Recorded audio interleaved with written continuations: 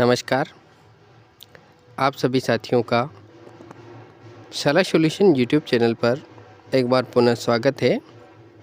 साथियों, राजस्थान सरकार की जो स्वास्थ्य योजना है, जिसमें सभी सेवारत कर्मचारियों को 31 अक्टूबर तक RGHS जो राजस्थान सरकार की स्वास्थ्य योजना है, उसमें अनिवार्य रूप से रजिस्ट्रेशन जो है वो करवाना होगा।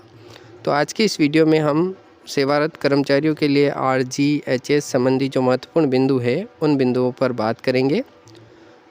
तो दोस्तों, यदि आपने अभी तक अपना रजिस्ट्रेशन नहीं करवाया है तो 31 अक्टूबर से पहले आप अपना रजिस्ट्रेशन अवश्य करवाएं। यहाँ पर जो RGHS संबंधी पहला महत्वपूर्ण बिंदु है वो है 1/1/2004 से पूर्व नियुक्त कर्मचारियों के लिए ये योजना अनिवार्य रूप से लागू है। यानी 1/1/2004 से पूर्व नियुक्त वे कार्मिक जो कि GPF कार्मिक हैं, उन कार्मिकों के लिए ये योजना अनिवार्य रूप से लागू है। दूसरा जो है 1/1/2004 या उसके पश्चात नियुक्त कर्मचारियों के लिए ये योजना स्वैच्छिक है। यानी जो NPS एम्प्लॉई हैं उनके लिए ये योजना स्वैच्छिक है। ऐसे कर्मचारी पूर्व अनुसार मेडिक्लेम योजना अथवा RGHS दोनों में से किसी एक योजना का लाभ ले सकते हैं। पूर्व व्यवस्था के अनुसार मेडिक्लेम योजना में बने रहने वाले कर्मचारियों के लिए भी RGHS में पंजीयन कराना अनिवार्य होगा। यानी अगर आप RGHS जो है वो नहीं लेना चाहते हैं और पुरानी मेडिक्लेम योजना जो है उसमें अगर आप बने रहना चाहते हैं, तब भी आपको RGHS में पंजीयन जो है पंजीयन आपको आवश्यक रूप से करवाना होगा तथा उनको मेडिक्लेम योजना के अंतर्गत कैशलेस की सुविधा RGHS कार्ड के माध्यम से ही देनी होगी।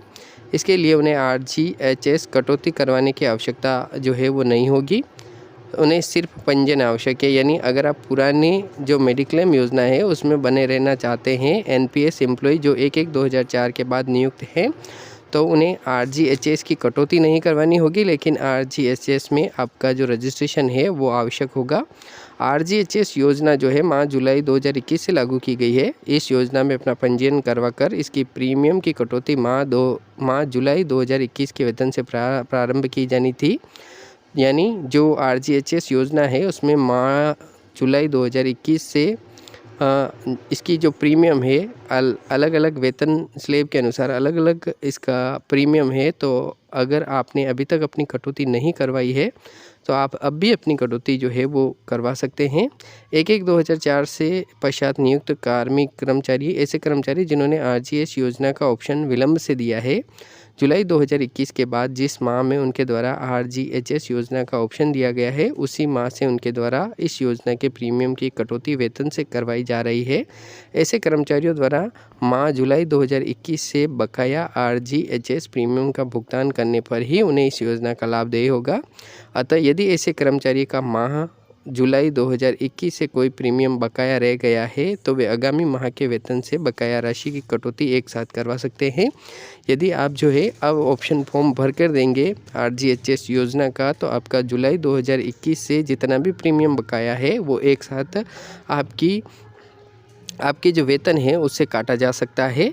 और यदि अगला जो बिंदु है, यदि 1/1/2004 के पश्चात नियुक्त कर्मचारियों में पति पत्नी दोनों राजकीय सेवा में हो और दोनों RGHS का लाभ लेना चाहते हैं, तो दोनों कर्मचारियों पति पत्नी को RGHS योजना के प्रीमियम की कटौती अनिवार्य रूप से करवानी होगी।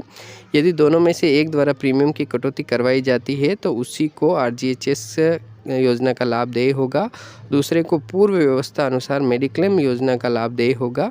यदि पति पत्नी दोनों प्रीमियम कटौती करवाते हैं तो दोनों को एक ही कार्ड पर पृथक पृथक कार्ड के अनुसार सुविधा देय होगी।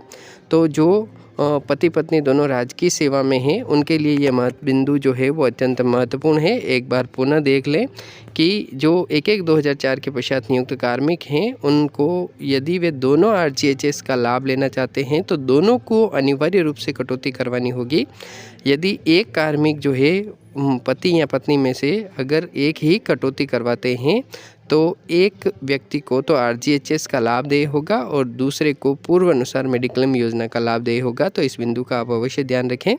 साथ ही RGHS योजना के अंतर्गत 1/1/2004 से पूर्व नियुक्त कार्मिकों के लिए कैशलेस व्यय की कोई अधिकतम सीमा निर्धारित नहीं है।